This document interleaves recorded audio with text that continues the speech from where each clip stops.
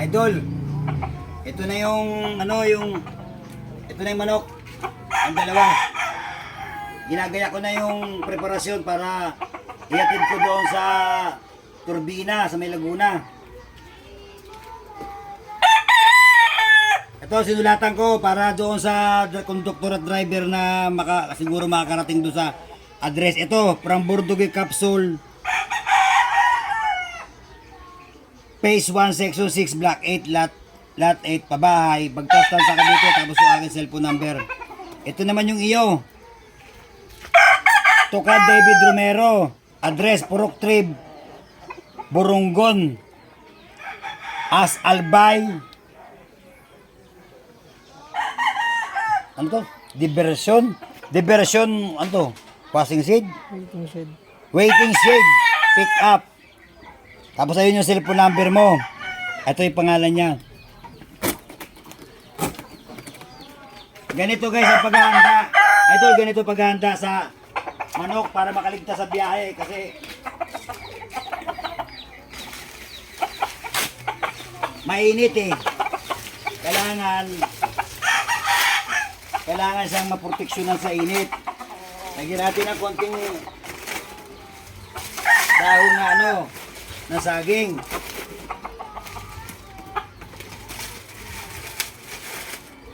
Kasi ito nagpapalamig dito sa biyahe.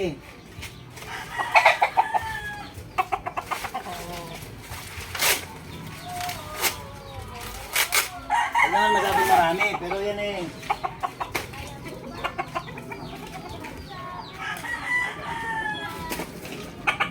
Tapos itong tuyo. Itong basa kasi ito malamig to eh. Malayo kasi nagdadala nito, Bicol. Sa Albay pa, kaya kailangan ng manok eh. Baka hindi makarating doon ng buhay. Kaya mabuti kung mura ang manok na ito, mahal ito. Ang buyer ko na ito guys, isang OFW na si...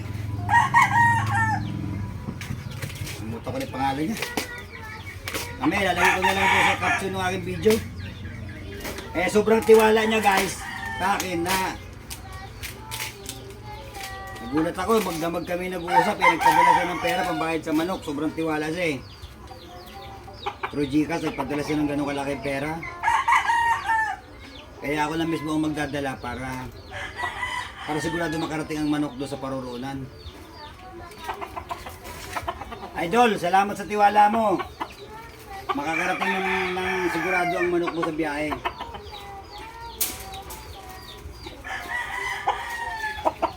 Kailangan ng manok guys, binabasa. Binabasa ito. Kasi mainit ang biyahe. Mamamatay mo lang sa init. Pag naman yung basang-basa, yung tama lang. Bago ilalagay sa loob ng karton para ang manok ay siguradong hindi siya maano sa init ba.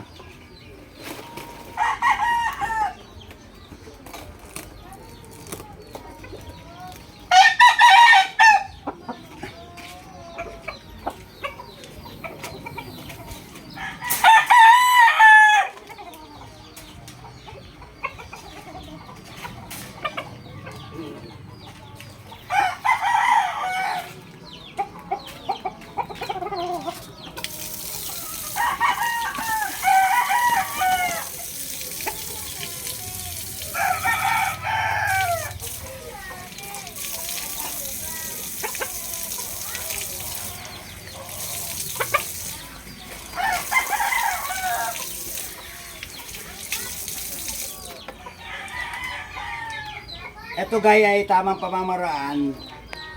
Pag ang manok ay bibiyahe ng malayo dahil sa init ng biyahe, posibleng mamatay. Ang dami na mamatay sa biyahe guys kasi yung iba hindi alam na ang tamang gawin.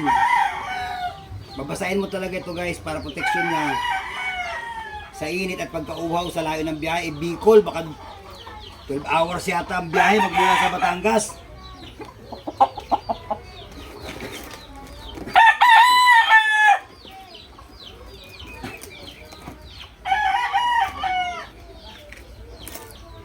David Romero ng Purok 3, Burunggan, As Albay. Pakiabangan mo na lang to doon sa pick up ng basta sasakyan ko, tsaka yung bibigay ko mamaya yung cellphone number nung konduktor at tsaka bus. Abangan mo na lang ang manok doon sa Albay. Sign off na.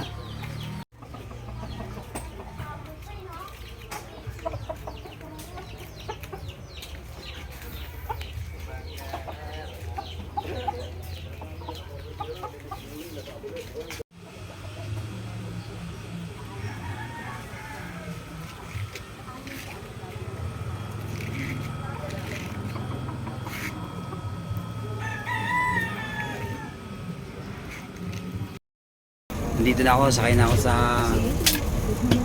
van. Biyaheng Turbina. Siguro anong oras na kaya? Anong oras na pre? 12:28, siguro mga alauna o 1:30 na sa Turbina ako. Bala ako doon sa kun eh. Sa kahon, ang hirap magganap ng kahon, nagkakaubusan. O ng manok pa. Oo, sakay ako dito.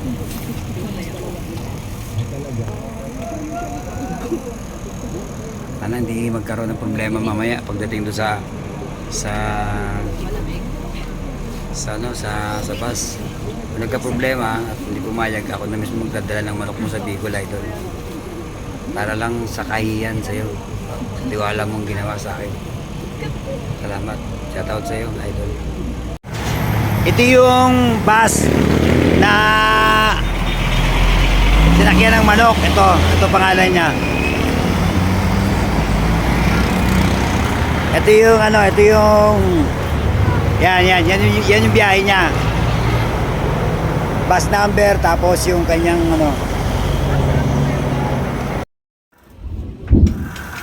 Guys, kagahapon nagatid ako ng manok doon sa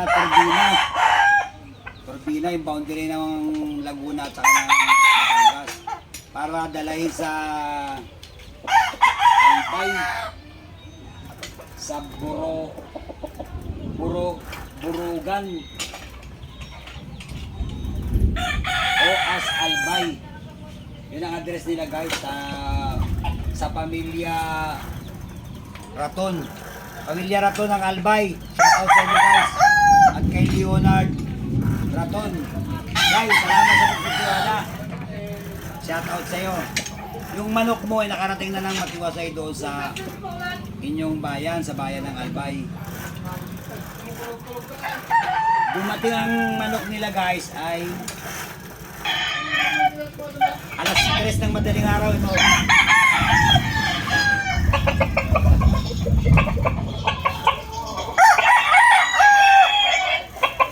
Alas 3 ng madaling araw dumating yung manok sa lugar nila. Umalis ang bus ng alas 5 ng hapon, nakarating ang manok ng alas 3 ng madaling araw. Kabahan ang biyahe, pero ligtas yung manok na nakarating. Salamat at nakarating ng matiwasay yung manok. Dalawang manok ang kinuha nito guys. Ganito sa katiwala sa akin. Kaya ako na mismo nagatid ng manok doon sa bus, sa pabiyaheng pa Bicol, para sigurado makarating yung manok nila sa Bicol. Ligtas naman kayo. Salamat sa tiwala. Shoutout ulit guys sa pamilya Raton.